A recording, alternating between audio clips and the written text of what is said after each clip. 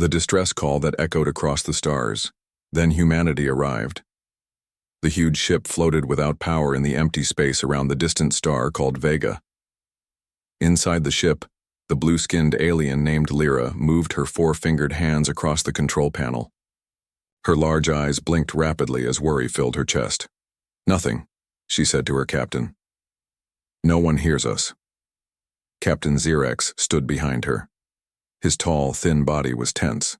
The skin patches on his neck glowed a dim orange, showing his fear. "Try again," he ordered. "The 10,000 sleepers depend on us." The eternal light had been traveling for 15 years. It carried the hope of the Narisian people, families asleep in special pods while the crew guided them to their new home. 3 days ago, something had hit their ship. Now the engines would not work. Their food was running out. The air systems were failing. Worst of all, the sleep pods were losing power. If they failed, all the sleeping people would die.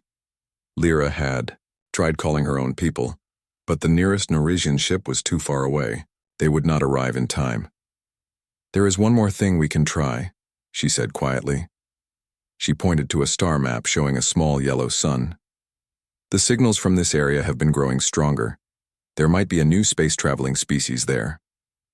"Have they reached beyond their own system?" Xerex asked. "Just barely. But their signals show intelligence and something else."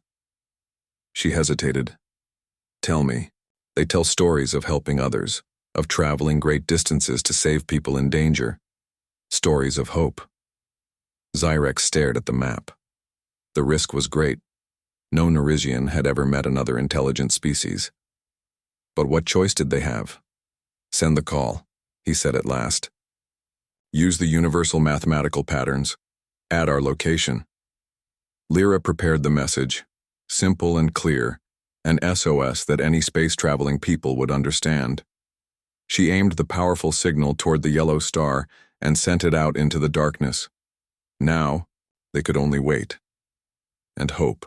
On Earth, it was night in the Arizona desert. Stars filled the sky above the large white dishes of the Deep Space Monitoring Station.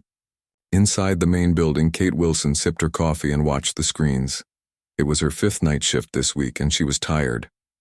The computer beeped. Kate put down her coffee and looked closer at the screen.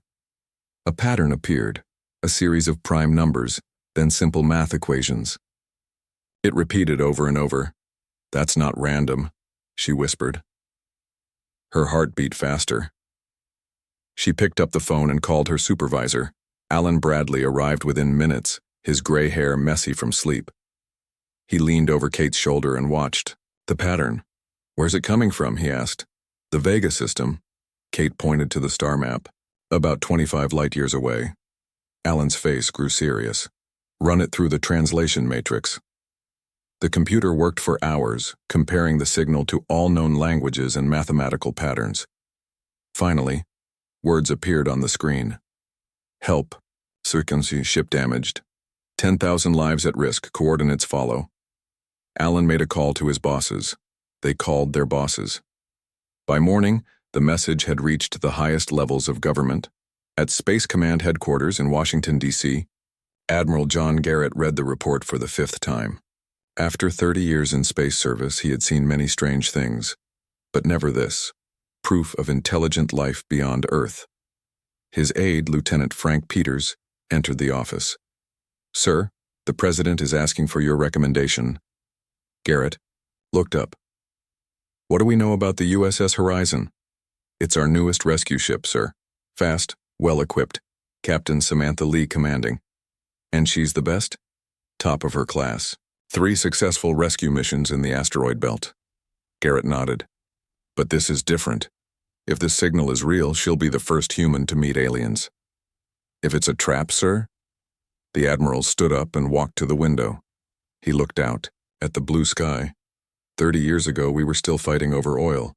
Now we have ships that can cross the stars. We got here by working together. He turned back to Peters. "What would it say about us if we ignored a cry for help?" Peters nodded. "Prepare the Horizon," Garrett ordered. "Full crew, full medical team. I want them ready to launch in 12 hours. At the Houston spaceport, Captain Samantha Lee stood in the control room of the USS Horizon. The ship was the pride of Earth's small fleet, a sleek, powerful vessel built for speed and rescue operations. It had never been tested beyond the solar system. "Captain, you have a call from Admiral Garrett," said the communications officer. Lee took the call. As the Admiral explained the situation, her brown eyes widened. "Are you sure about this, sir?" she asked when he finished. "No," Garrett admitted. "But if there's even a small chance this is real, we have to try." "My crew hasn't trained for first contact." "No one has, Captain. But they've trained to save lives. That's what matters now." After the call, Lee gathered her senior officers in the briefing room. She explained their mission with calm words, but inside, she felt both fear and excitement. "Chief." Medical Officer Ben Martinez spoke first. "We have no idea what these beings might be like. Different biology, different diseases. Different everything," added Engineer Doug Freeman. "Their technology could be way beyond ours." Communications Officer Linda Perez studied the signal details. "The mathematical sequence is elegant. Whoever sent this is intelligent, maybe more advanced than us. Or it could be a trap," said Security Chief Nicole Garcia. Her hand rested near her weapon. Lee looked at each of them. "We don't know what we'll find. But someone out there needs help, and we're the only ones who can give it." News of the signal spread quickly. People gathered in streets and homes to watch the reports. Some were scared, some were excited. Many prayed. President Maria Clark addressed the world from the White House Rose Garden. "Today we received a message from beyond our solar system," she said. "A call for help from an unknown people facing death. We have chosen to answer that call." She explained the mission of the Horizon, to travel to the Vega system and assist the stranded ship.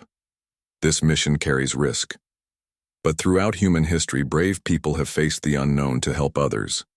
This represents the best of humanity, our compassion, our courage, our hope.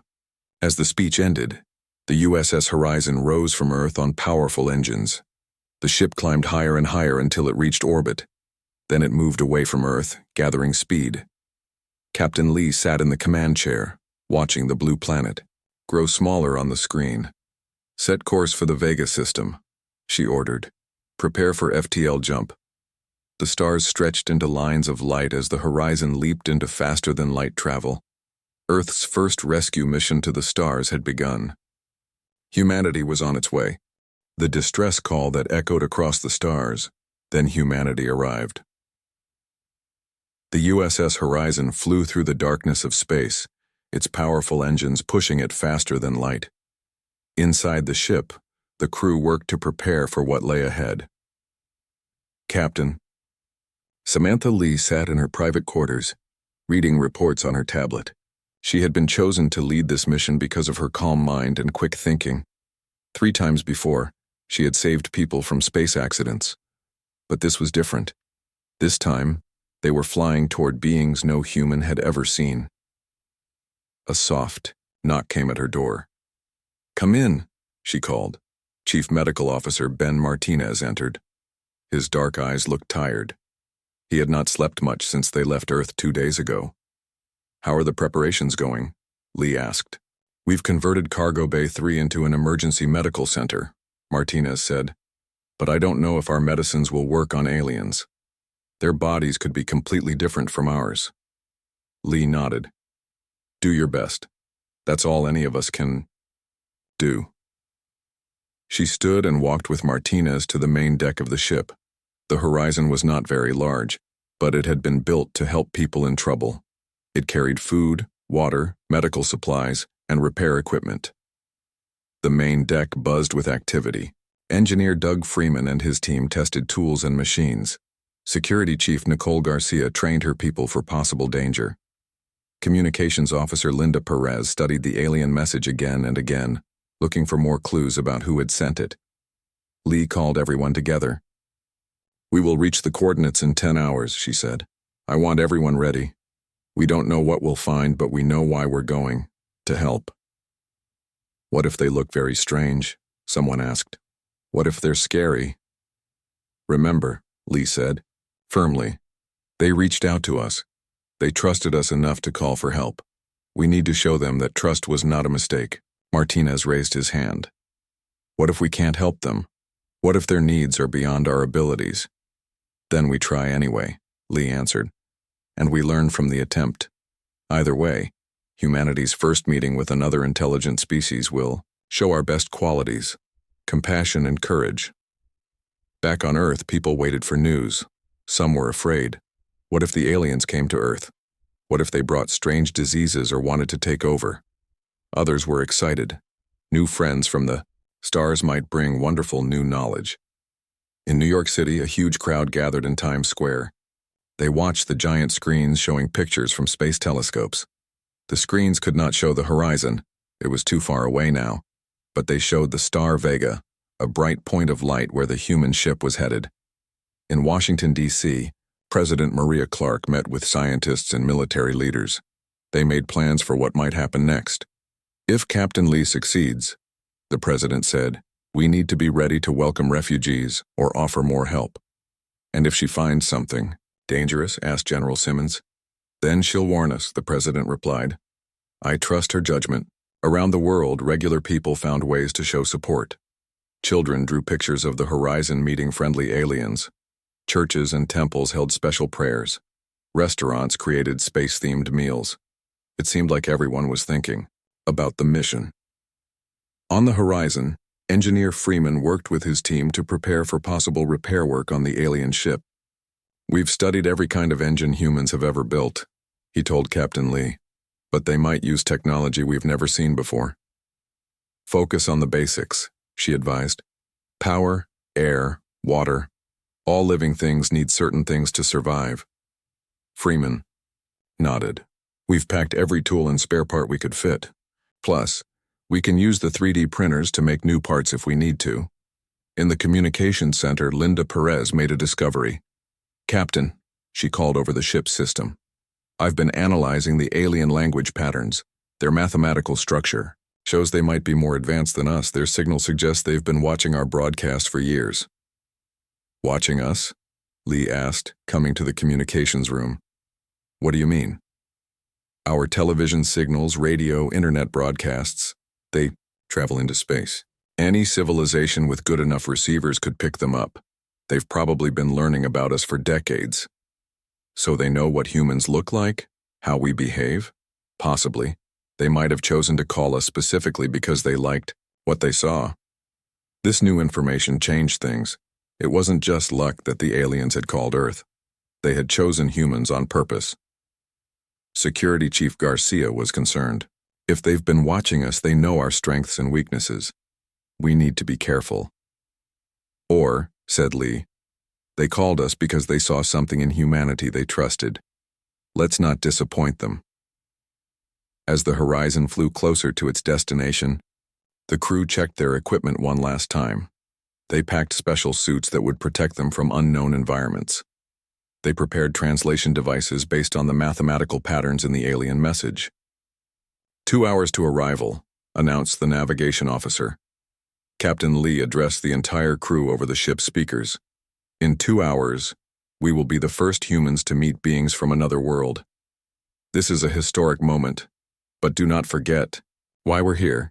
People are in danger, they need our help, focus on the mission. She paused, then added, whatever happens next, I am proud to be here with all of you. Humanity could not have better representatives. The crew returned to their stations. On the main screen, the star Vega grew brighter. Somewhere near that distant sun, 10,000 lives waited for rescue. The USS Horizon made its final faster-than-light jump. When the ship returned to normal space, the sensors immediately detected something large ahead. On screen, ordered Captain Lee. The image appeared, and everyone on the bridge fell silent. Against the blackness of space floated an enormous ship. It was beautiful and strange, with a design unlike anything humans had built.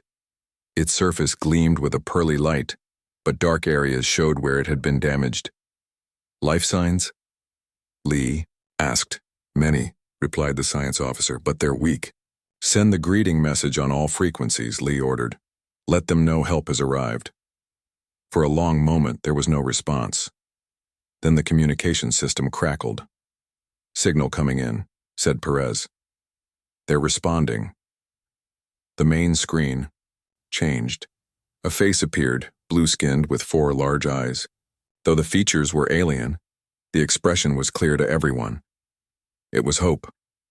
"We thank for coming," came the halting translation. "No time. Systems failing. Need help." Captain Lee stood tall. "This is Captain Samantha Lee of the Earth, Ship Horizon.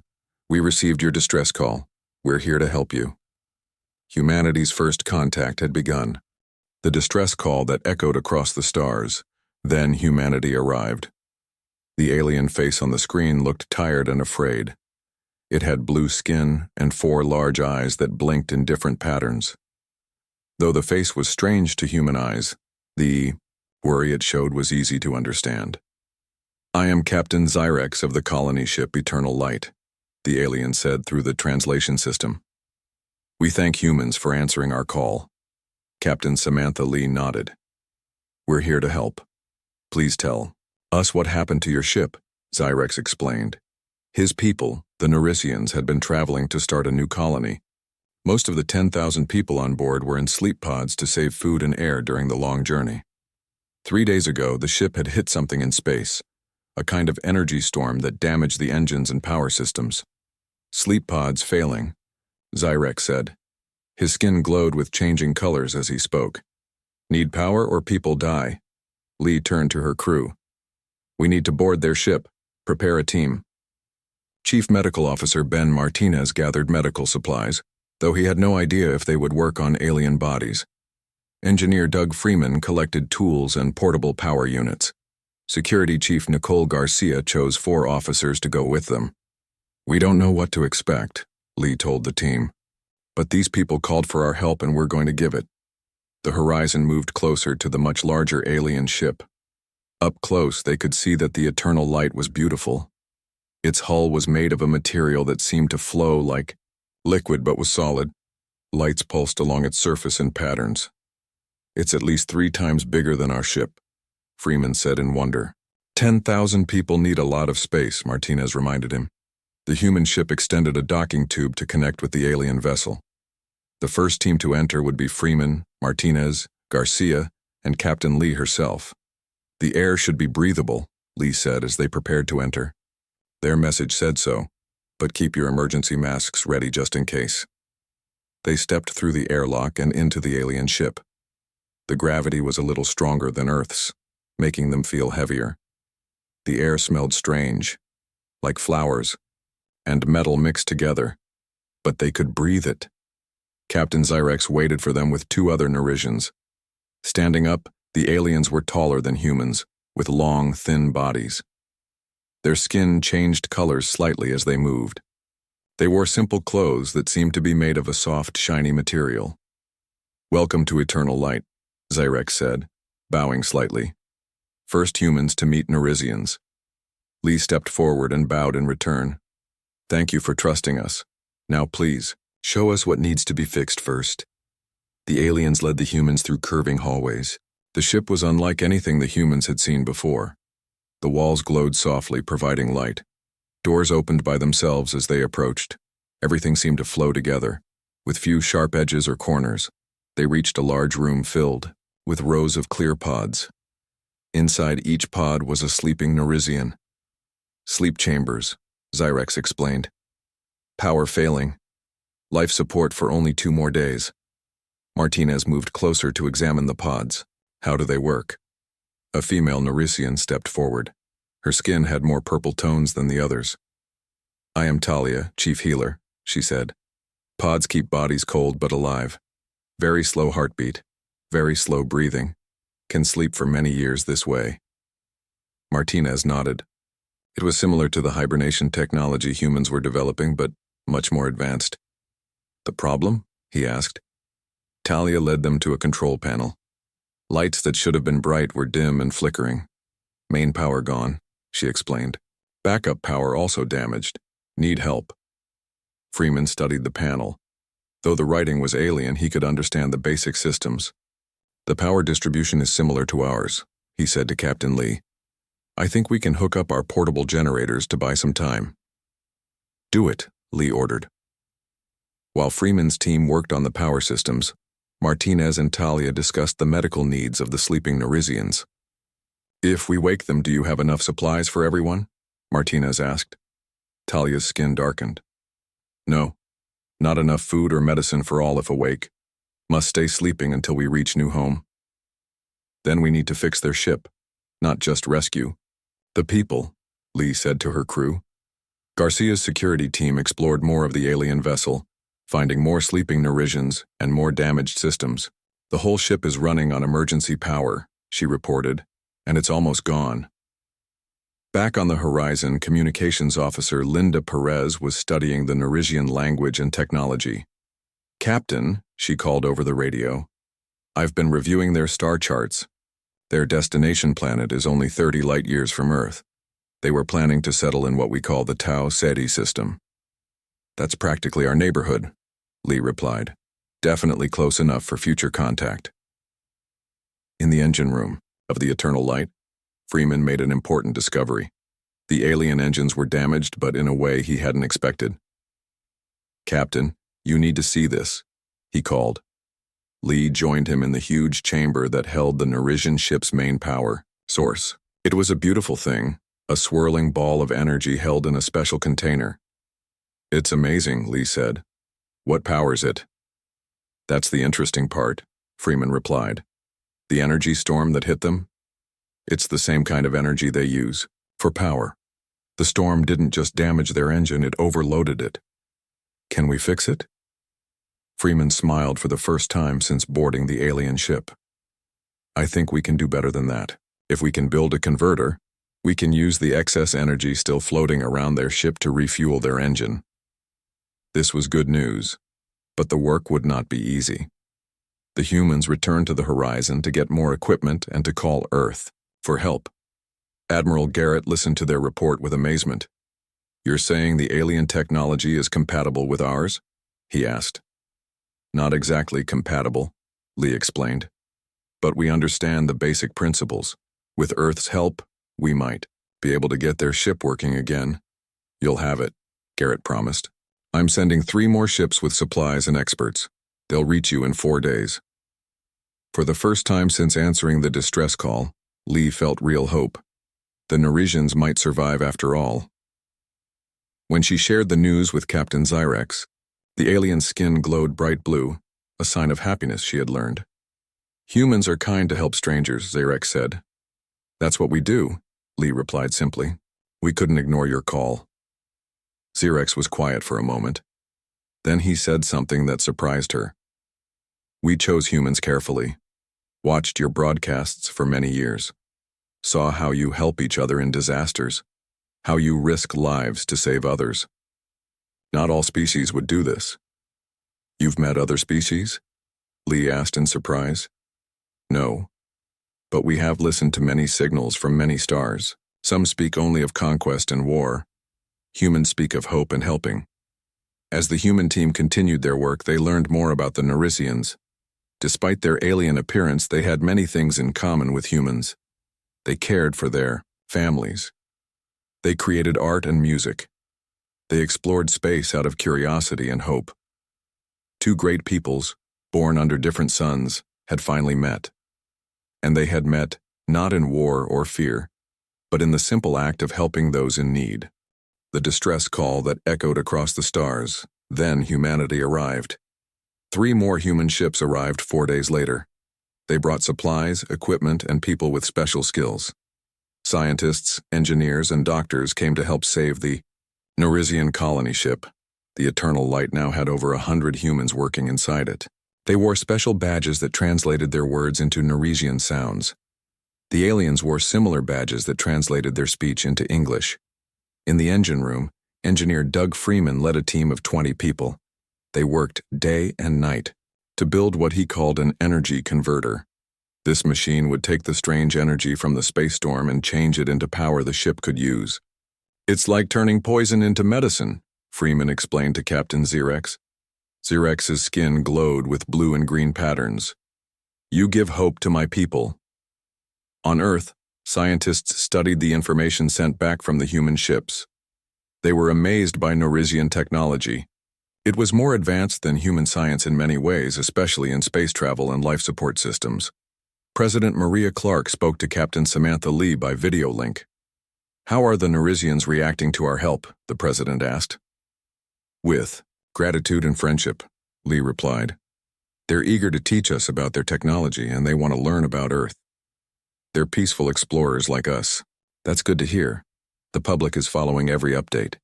People want to know what the aliens look like, how they live." "They're different from us," Lee said. "But in the important ways, they're very similar. They care about their families. They value knowledge and peace." The president nodded. "When the rescue is complete, we hope to establish formal relations with them. Their colony will be close enough for regular contact." In the medical center of the Eternal Light, Dr. Ben Martinez worked with Chief Healer Talia. They faced many challenges. Norisian bodies were based on silicon rather than carbon like humans. Their blood was a different color, purple instead of red. They needed different foods and medicines. "The sleep pods in sections 3 and 4 are stable now," Martinez told Captain Lee. "But sections 1 and 2 are still failing." "How many people are at risk?" Lee asked. "About 4,000, Talia answered. Her skin had dark patches of worry. "We must move them to safer pods." Moving the sleeping Norisians was difficult and dangerous work. Each person floated in a special liquid inside their pod. If the liquid got too warm, or if air touched it, the sleeper might wake up suddenly and become sick. Security Chief Nicole Garcia and her team helped with the moving.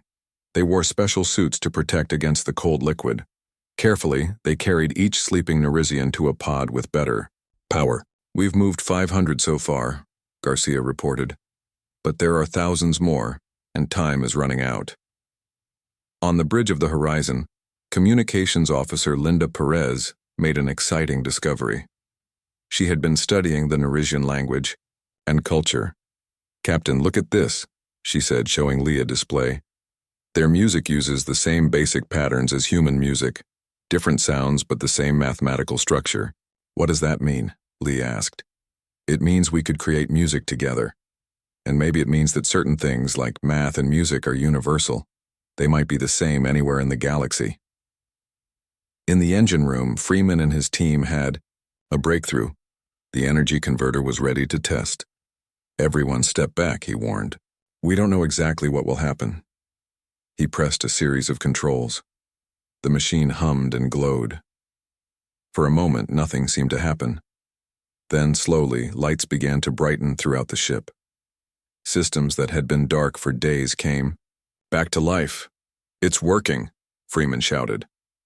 The energy from the space storm was being changed into power the ship could use. It wasn't a complete fix. The engines still needed repairs. But it gave them more time. Captain Zyrex's entire body glowed with bright colors of joy and relief. "Humans save my people. We will not forget this." With the power restored, the work became easier. The sleep pods were safe again. The air and water systems worked better. Now the teams could focus on fixing the engines. The Norisian engineers shared their knowledge with the humans. Together, they designed new parts for the damaged systems. The human ships had 3D printers that could make these parts using special materials. As they worked side by side, humans and Norisians learned about each other. Despite their different bodies and homeworlds, they found many things to share. Some humans learned Norisian games. Some Norisians tried human food, though their bodies could only handle certain kinds. One evening, after a long day of work, a Norisian engineer named Caliph spoke with Freeman. "Why humans help us?" Caliph asked. "We are strangers, not same species." Freeman thought for a moment. "Because you needed help," he said simply. "On Earth there's an old saying, a stranger is just a friend you haven't met yet." Caliph's skin flickered with patterns that showed he was thinking deeply. Norisians have similar saying, "The stars are many, but the light is one." After 10 days of non-stop work, the energy converter was fully operational. The Eternal Light's power systems were running at 80% capacity. Now they faced the biggest challenge, fixing the main engines. The Narration ship used a type of space travel similar to Earth's faster-than-light drive, but more advanced. Its engines had been badly damaged in the energy storm. Without them, the colony ship could not reach its destination. Captain Lee called a meeting with all the team leaders, both human and Narration. "We've made great progress," she said, "but the engine repairs will take at least 2 more weeks. Some of the parts we need can't be made here. We'll have to send for them from Earth." 2 weeks is too long, said Talia, the chief healer. "Even with power restored, the sleep pods in Section 1 are failing. Those people must reach their new home soon." Captain Zyrex looked troubled. "What options do we have?" Lee took a deep breath. She had been thinking about this problem for days. Now she had a solution, but it was not a simple one. "The horizon can't carry all your people," she said. "But we could take the ones in the failing pods, about 1,000 of them. We can transport them to the Tau Ceti system ahead of the colony ship." Everyone was quiet as they considered this idea. "Would humans do this?" Zyrex asked finally. "Take our people to their new home while we repair our ship?" "Yes," Lee said firmly. "We would." Freeman spoke up. "The horizon is fast. It could make the journey in 2 jumps. The people in the failing pods would be safe." Zyrex turned to Talia.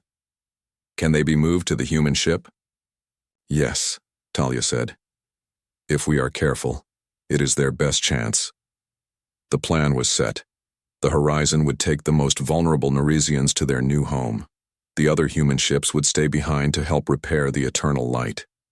As they prepared for this new mission, Captain Lee realized something important. What had started as a rescue was becoming something more, the beginning of a friendship between 2 species from different stars. The distress call that echoed across the stars, then humanity arrived. 1 year later, 2 ships floated in space around a beautiful blue-green planet in the Tau Ceti system. The larger ship was the Narration colony vessel Eternal Light, now fully repaired and functioning. The smaller ship was from Earth, the diplomatic vessel Unity, sent to establish formal relations with the new Narration colony. On the surface of the planet, which the Narisians had named Harmony, the first city was taking shape. Curved buildings rose from the grassy plains. Fields of strange plants grew in neat rows. Narisians who had spent years in sleep pods now walked under the light of a new sun. In a large meeting hall in the center of the city, humans and Narisians gathered for an important ceremony. Ambassador Ryan Collins of Earth stood beside Elder Mira of the Narration Council. Between them was a beautiful object, a sculpture made of materials from both worlds, shaped like 2 hands reaching toward each other.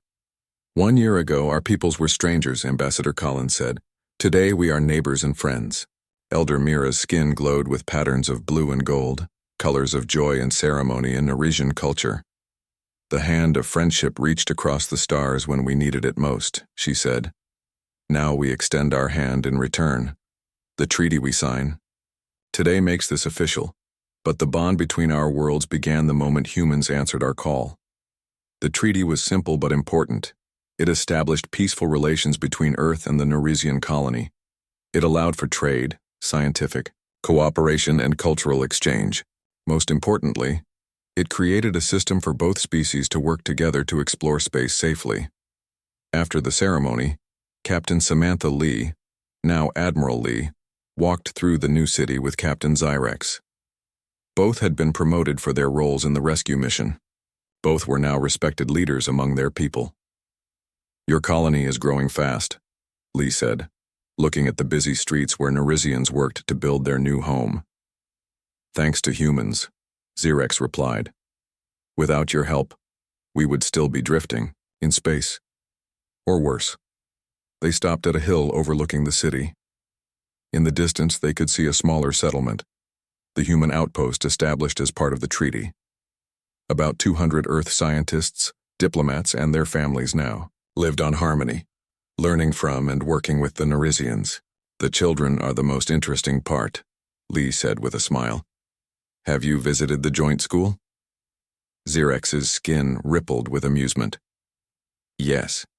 Narisian children and human children learning together. They do not see differences the way we do. To them, having different colors of skin or different numbers of eyes is just normal. Back on Earth, the contact with the Narisians had changed human society in many ways. The knowledge shared by the aliens had advanced Earth's technology by decades. New medicines based on Narisian science had cured diseases that humans had fought for centuries. New energy systems based on their technology made power cleaner and more available. But the biggest changes were in how humans saw themselves. No longer were they alone in the universe. They now knew for certain that other intelligent beings existed among the stars. And they had met those beings not as enemies, but as friends in need. Universities created new departments to study Narisian language, biology, and culture. Children played with toys shaped like the eternal light and the horizon working together in space. The most popular new movie was about the rescue mission. The crew of the Horizon had returned to Earth as heroes. Engineer Doug Freeman now led a team developing new space engines based on what he had learned from the Narisians. Dr. Ben Martinez headed the new Xenobiology Institute, studying how different forms of life might evolve on other worlds. Communications officer Linda Perez was writing a book about the Narisian language and culture.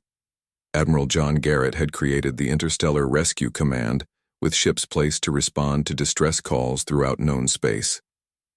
The Horizon, itself now upgraded with some Narisian technology, was the flagship of this new fleet. "We were lucky with the Narisians," Garrett often said. "They reached out in peace, and we responded in kind. But there are many other species out there. Some may need our help. Some may offer friendship. Some may pose dangers. We need to be ready for all possibilities."